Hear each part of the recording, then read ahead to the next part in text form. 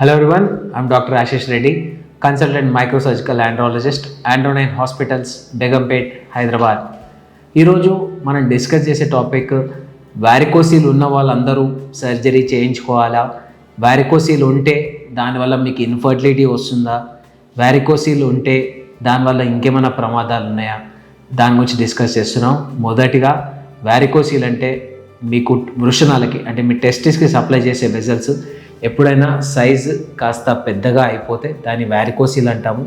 So దీంట్లో రకరకాల classifications ఉంటాయి. క్లినికల్ క్లాసిఫికేషన్ వేరుంటుంది, రేడియోలాజికల్ క్లాసిఫికేషన్ వేరుంటుంది.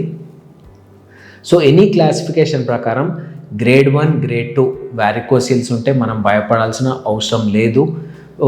గ్రేడ్ 3, గ్రేడ్ 4 ఉంటే డెఫినెట్లీ మేము సర్జరీకి దాన్ని రికమెండ్ చేస్తాం. ఎందుకంటే గ్రేడ్ 3, గ్రేడ్ 4 వారికోసిల్ ఉన్న వాళ్ళు వృషణాలలో నొప్పి వస్తుంది, వాళ్ళు ఎక్కువసేపు నిలబడే వాళ్ళలో వెరీ కామన్గా చూస్తున్నాం వారికోసిల్. సో వారికోసిల్ రాకుండా అవాయిడ్ చేయవచ్చు, కానీ వారికోసిల్ వచ్చిన తర్వాత మందులతోనే తగ్గించడం అనేది జరగదు. ఎందుకంటే అది ఒక స్ట్రక్చరల్ డ్యామేజ్.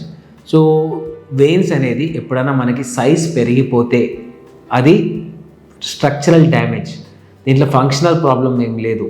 సో దాన్ని మందుల ద్వారా దాన్ని ఇంప్రూవ్ చేయలేము, దాన్ని ఆపరేషన్ చేసి తీసేయాల్సి వస్తుంది. మనకి టెస్టిస్లో రకరకాల బ్లడ్ వెయిన్స్ ఉంటాయి, గుబర్నాక్యులర్ వెయిన్స్ అని, ప్యాంపినిఫార్మ్ ప్లెక్సస్ అని, ఎక్స్టర్నల్ స్పర్మాటిక్ వెయిన్ అని, ఇలా ఒక 6 to 7 types of different vessels ఉంటాయి.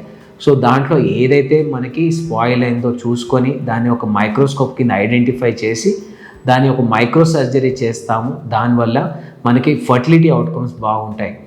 సో గ్రేడ్ 3 వారికోసిల్ ఉన్న వాళ్ళు ఖచ్చితంగా స్పర్మ్ కౌంట్ టెస్ట్ చేయించుకోండి. స్పర్మ్ కౌంట్స్లో చేంజెస్ ఉంటే ఈ ఆపరేషన్ మనం ఎప్పుడు చేసుకోవాలనేది మన స్పర్మ్ కౌంట్ పైన డిపెండ్ ఉంటుంది. స్పర్మ్ కౌంట్లో మోటిలిటీ కానీ మార్ఫాలజీ కానీ చాలా డ్యామేజ్డ్గా ఉంటే అప్పుడు మీరు సర్జరీ చేసుకుంటే మీకు మంచి అవుట్కమ్స్ ఉంటాయి. సర్జరీ చేయించుకోకపోతే మళ్ళీ స్పర్మ్ కౌంట్ తగ్గిపోయే ఛాన్సెస్ ఉంటాయి, మోటిలిటీ తగ్గిపోయే ఛాన్స్ ఉంటుంది, మార్ఫాలజీ తగ్గిపోయే ఛాన్సెస్ ఉంటాయి. సో ఇలా రకరకాల ఇష్యూస్ ఉంటాయి కాబట్టి స్పర్మ్ కౌంట్ బేస్ చేసుకొని మీరు ఆపరేషన్ ప్లాన్ చేసుకోవచ్చు. గ్రేడ్ 4 బై డిఫాల్ట్ ఎవరికి ఉన్నా కానీ సర్జరీ చేయించుకుంటే డెఫినెట్లీ మంచి అవుట్కమ్స్ ఉంటాయి.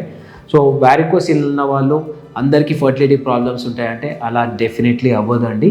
కానీ ఫర్టిలిటీ ప్రాబ్లమ్స్ ఉన్న వాళ్ళకి, ఆల్రెడీ ప్రాబ్లమ్స్ ఉన్న వాళ్ళకి వారికోసిల్ ఒక యాడెడ్ ఫ్యాక్టర్లా ఉంటుంది. కాబట్టి వారికోసిల్ అండ్ ఫర్టిలిటీ ఇష్యూ ఉన్న వాళ్ళు వారికోసిల్ సర్జరీ చేసుకుంటే మంచి అవుట్కమ్స్ ఉంటాయి.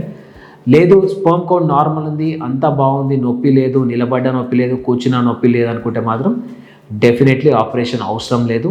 గ్రేడ్ 3, గ్రేడ్ 4 ఉన్నా కానీ వెయిట్ అండ్ వాచ్ చేయొచ్చు, దాంట్లో వరి అవ్వాల్సిన అవసరం లేదు. వారికోసిల్ చూడంగానే ఫర్టిలిటీ ఉండే ప్రసక్తి లేదు, దానికి దీనికి సంబంధం లేదు. కానీ హైయెస్ట్ గ్రేడ్స్లలో ఇష్యూస్ కనిపిస్తాయి కాబట్టి చాలామంది గైనికాలజిస్ట్ కానీ చాలామంది ఆండ్రాలజిస్ట్ కానీ మీకు రికమెండ్ చేసి ఉండొచ్చు. కానీ స్పర్మ్ కౌంట్లో మార్పులు లేనప్పుడు you can still wait and watch. ఫర్దర్గా ఏమైనా డౌట్స్ ఉంటే వచ్చి నన్ను కలవండి. Thank you so much.